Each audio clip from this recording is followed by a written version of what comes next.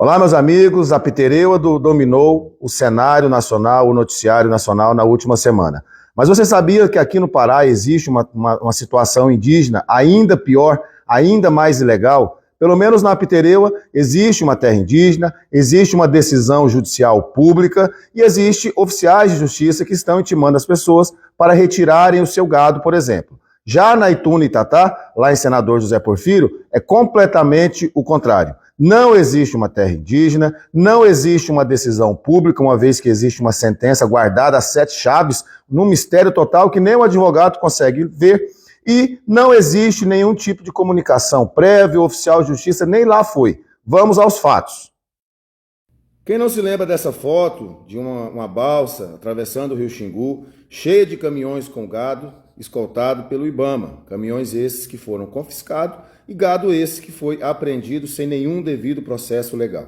Essa foto está prestes a se repetir, uma vez que a FUNAI já anunciou na sua rede oficial que iniciou-se na última segunda-feira, dia 2, a segunda fase da operação de apreensão de gado na fictícia terra indígena Ituna e Itatá.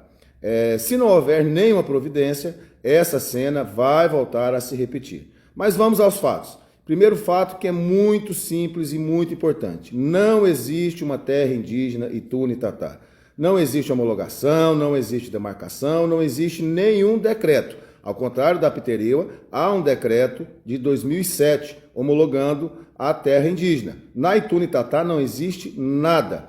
Em sua nota oficial, a FUNAI tenta amenizar de forma até criminosa a postura da gestão anterior da própria FUNAI. A FUNAI tenta colocar que no governo Bolsonaro era uma FUNAI e agora no governo Lula é outra FUNAI. Mas FUNAI é FUNAI. E aqui fala que a FUNAI negou-se a prorrogar a portaria de restrição. Mas por que a FUNAI negou-se em 2021 e 2022 a prorrogar a portaria? Pelo simples fato de, entre aspas, o que a FUNAI diz: após mais de 10 anos de sucessivas portarias de interdição na área e inúmeras incursões e sobrevoos para verificar a presença de supostos indígenas isolados na região, não foram localizados nem identificados grupos em isolamento no local. Isso foi a FUNAI que diz, a mesma FUNAI de hoje.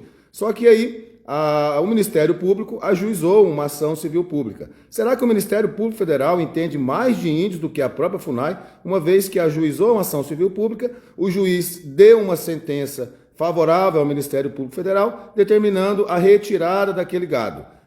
Um detalhe importante é que em nenhum momento nenhum oficial de justiça foi a campo comunicar os impactados, os moradores daquela região. Ao contrário, na Pitereuba, onde verificamos um oficial de justiça lá cumprindo a lei. Essa sentença aqui da ação civil pública, ela é misteriosa, sigilosa, nem eu como advogado conseguia ler. Mas essa sentença, o advogado não leu, mas ela já foi enviada para terceiros. O próprio juiz de Altamira confessou em sua decisão, onde negou o pedido de acesso aos autos ao advogado, que a sentença e as decisões já foram publicitadas, já foram disponibilizadas para terceiros, só o advogado que não pode. Mas se essa sentença é tão perfeita, por que a FUNAI recorreu? Isso mesmo, o processo hoje está em Brasília, na segunda instância do Tribunal Regional Federal, com uma apelação civil, onde a FUNAI entrou com um recurso contra o Ministério Público Federal. E o artigo 1012 do Código de Processo Civil fala que a apelação terá efeito suspensivo, só que isso não muda nada. O processo ainda não transitou em julgado, mas o gado continua sendo apreendido. E o nosso presidente do IBAMA? Estivemos reunidos com eles no dia 21/9/2023, juntamente com deputados, presidentes de sindicato, e pedimos para ele a possibilidade de uma retirada voluntária do rebanho pelos produtores rurais. Ele ficou de dar uma resposta, mas até hoje se mantém em silêncio. E esse gado foi para onde? O que aconteceu com esse gado? Foi abatido? Houve o atendimento das normas sanitárias do Ministério da Agricultura? O dinheiro foi para onde? A carne foi para onde? Tudo isso ainda é mistério. Então aqui, duas decisões da Pitereuba.